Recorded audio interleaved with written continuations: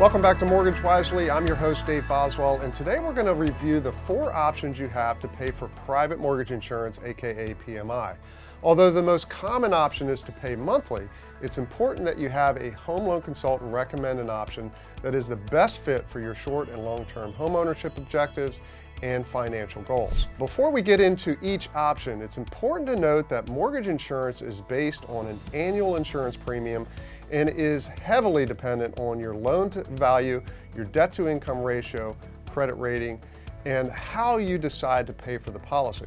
Remember, insurance is a risk-based business, so the premium will be higher or lower based on the risk associated with those dependencies. Now, let's dig into the options. The most common, but not always the best option, is monthly. This amount is determined by taking the insurance provider's monthly paid published risk factor and multiplying that by the mortgage amount.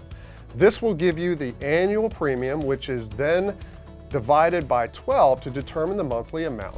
So let's say, for instance, your mortgage amount is $100,000 and the insurance risk factor is 0.7%.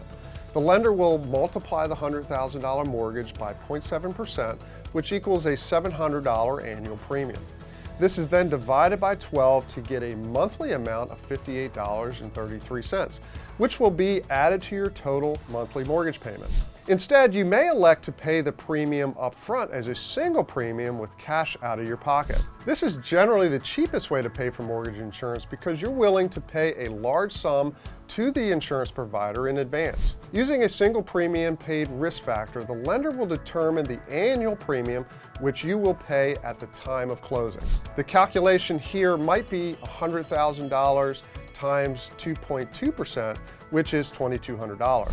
Although this is more expensive as an annual amount, it's far less than you would pay over a longer period of time with the monthly option. Instead of paying this single premium option with cash out of your pocket, you could opt to finance the single premium. This is simply done by adding the $2,200 annual premium to the mortgage amount, which would be $100,000 plus the $2,200 premium, or a total of $102,200 you're financing. Although not very common, the third option would be to pay a portion monthly and a portion as a single premium. This might look something like $100,000 times 0.56% divided by 12 for a monthly amount of $46.66 and $100,000 times 1% for a single premium of $1,000. And last but not least, another option is to have the lender pay the insurance policy for you. For this, the lender will simply want a higher interest rate for the entire term of the mortgage in order to offset the cost of the insurance. For instance, if the market interest rate is 4%, the lender might want 4.5% for paying the policy. I should also point out that mortgage insurance is not something that you as the borrower can shop for.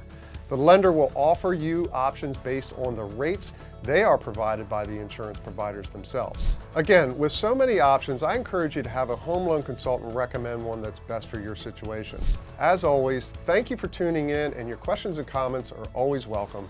See you next time.